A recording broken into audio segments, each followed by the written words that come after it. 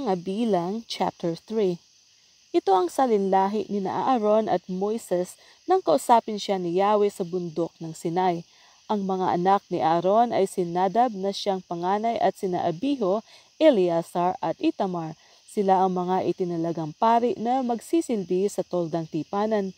Ngunit sina Nadab at Abiho ay namatay sa harap ng altar sa bundok ng Sinai nang magsunog sila ng handog kay Yahweh sa pamamagitan ng apoy na hindi itinalaga para roon. Wala silang anak kaya sina Eleazar at Itamar ang naglingkod bilang pari habang nabubuhay ang kanilang ama. Sinabi ni Yahweh kay Moises, "Tipunin mo ang lipit ni Levi at italaga mo sila bilang katulong ni Aaron. Tutulungan nila si Aaron sa mga gawain sa toldang tipanan at ang mga mamamayan sa kanilang paghahandog. Sila ang mga ngasiwa sa mga kagamitan sa loob ng toldang tipanan at sila rin ang tutulong sa mga Israelita sa kanilang pagsamba. Ang tanging tungkulin ng mga Levita ay ang tumulong kay Aaron at sa kanyang mga anak sa gawain nila sa toldang tipanan. Si Aaron naman at ang kanyang mga anak na lalaki ay itatalaga mo bilang pari at sila lamang ang gaganap ng mga gawaing kaugnay nito. Sinumang hindi mula sa lipin ni Aaron na gumanap ng tungkulin ng pari ay dapat patayin."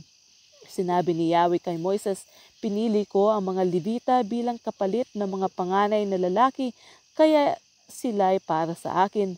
Akin ang lahat ng panganay sapagkat nang lipulin ko ang lahat ng panganay ng Ehipto, ibinukod ko para sa akin ang lahat ng panganay, maging tao o hayop, kaya sila ay akin.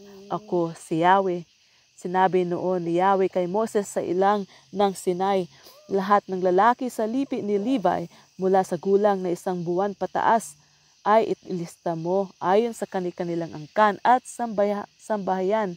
Kaya ang lipi ni Levi ay inilista ni Moises ayon sa utos sa kanya ni Yahweh.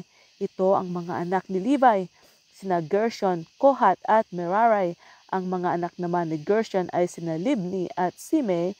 Ang mga anak ni Kohat ay sina Amram, Izhar, Hebron at Uziel. Ang mga anak naman ni Merari ay sina Mahali at Musi. Ito ang talaan ng mga lipi ni Levi ayon sa kanilang angkan. Ang mga angkan ni Gershon na binubuo ng mga sambahayan ni Libni at Simei ay umabot sa 7,500 ang may edad na 1 buwan pataas. Nagkampo sila sa gawing kanluran sa likod ng tabernakulo at ang pinuno nila ay si Eliasaph na anak ni Lael. Sila ang mga ngasiwa sa kaayusan ng toldang tipanan, sa bubong at sa tali nito, sa mga kurtina, sa pinto at sa mga bulwagan sa paligid at ng altar. Ang angkan ni Kohat ay binubuo ng mga sambahayan ni Amram, Izhar, Hebron at Uziel at umabot sa 8,600 ang mga kalalakihang 1 buwan pataas ang edad. Sila ay gawing timog ng tabernakulo pinagkampo at pinamunuan ni Elizaphan na anak ni Uziel. Sila naman ang mga ngalaga ng kaba ng tipan sa mesang lalagyan ng handog, sa ilawan, sa mga altar, sa kagamitan ng mga pari at sa mga tabing. Si Eleazar na anak ni Aaron ang magiging pinuno ng mga Levita at mamamahala sa mga katulong sa paglilingkod sa santuaryo. Ang angkan ni Merari ay binubuo ng mga sambahayan ni Mahali at Musi at umabot sa 6,200 ang kalalakihang may edad na 1 buwan pataas. Ang pinuno nila ay si Zuriel na anak ni Abihail at ang pinagkampuhan nila ay ang gawing hilaga ng tabernakulo. Sila ang pinamahala sa mga gamit sa tabernakulo tulad ng mga haliging patayo at pahalang, poste, patungan ng mga poste at lahat ng kawit na gamit dito.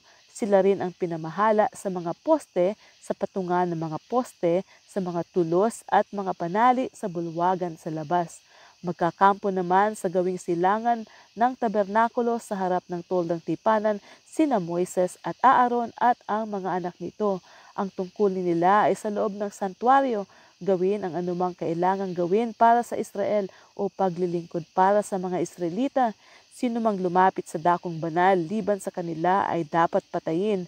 Ang kabuuang bilang ng mga Levita na naitala ni na Moises at Aaron ayon sa utos ni Yahweh ay 22,000.